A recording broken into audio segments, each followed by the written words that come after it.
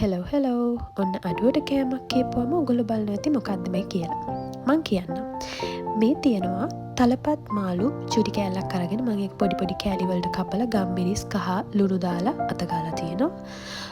ලුණු ගෙඩියක් අරන් මම චුටි කෑලි වලට කපලා තියෙනවා. එතකොට සුදු ලුණු ටිකක්. මේ අල ගෙඩියක් අරගෙන මම ඒකත් පොඩි කොටු වලට කපලා තියෙනවා. සහ මේ තියෙන සොසේජස්. හැබැයි මම සොසේජස් රෙකමන්ඩ් කරන්නේ නෑ. ඒක හොඳ නැහැ කියන නිසා. ඉතුරු වෙච්ච ටිකක් තිබිලා ඒ ටික මම කපලා ගත්තා. මේ තියෙන ළමයි ලබන සතියට බඩු ගන්න කලින් ඉතුරු වෙච්ච පුංචි දේවල් ටිකක්.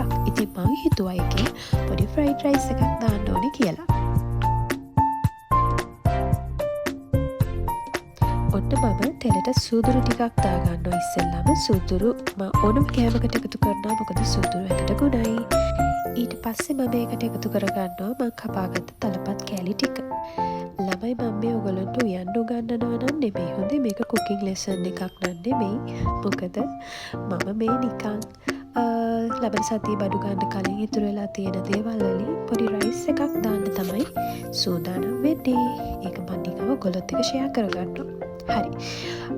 තලපත් ටික චුට්ටක් දුරට බැදීගෙන එනකොට මම ඒකට එකතු කරගන්නවා අපි කපාගත්ත අල ටික. හරිද? මේ මට හිතන විදියට තමයි හදන්නේ. මොකද මම සැර ඉස්සෙල්ලාම එකතු කරගන්නේ නැහැ. මොකද මම අපේ චූටි කෙල්ලට කෑම ටිකක් ඉස්සෙල්ලාම අරන් තියන්න ඕන නිසා. ඉතින් මේක මම චූටි වෙලාවක් ඔන්න ඔය විදියට පැතෙන් පැරලා අනිත් බඩු ටික ලෑස්ති කරගන්නවා.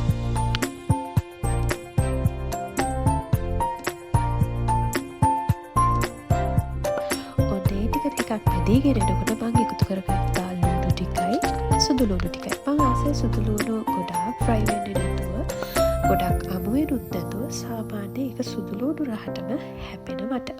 ඉතින් ඔයගොල්ලෝ කැමති විදිහට කැමති වෙලාවට ඕක එකතු කරගන්න පුළුවන්. ඉතින් තව චුට්ටි වෙලාවක් මේ ටික ෆ්‍රයි වෙනකම් මම ඒක චුට්ටක් හැදි ගහලා ටික වෙලාවක් ඒක බැදෙන්න අරිනවා.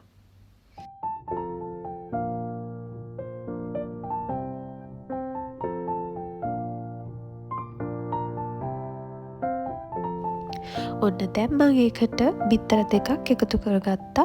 ඒක මම චූට්ටක් මෙන්න මේ විදිහට හැදි ගහගෙන ඒකට මම දැන් චුට්ටක් ගම්මිරිස් ටිකක් එකතු කරනවා. මොකද මම කෙල්ලට දැන් චූට්ටක් ගම්මිරිස් දාලා හැම කෑම දෙන්න පුරුදු කරලා තියෙන්නේ. ඉතින් ඒකට ලුණු ස්වල්පයක් එකතු කරගෙන ඔයගොල්ලෝ කැමති ප්‍රමාණයට ලුණු දාගන්න. එකතු කරගෙන මම මෙන්න මේ ආකාරයට දැන් මෙන්න මේක හැදි ගන්නවා. මගේ නහය පොට්ටක් බර වෙලා තියෙන ළමයි ගණන් ගන්න එපා.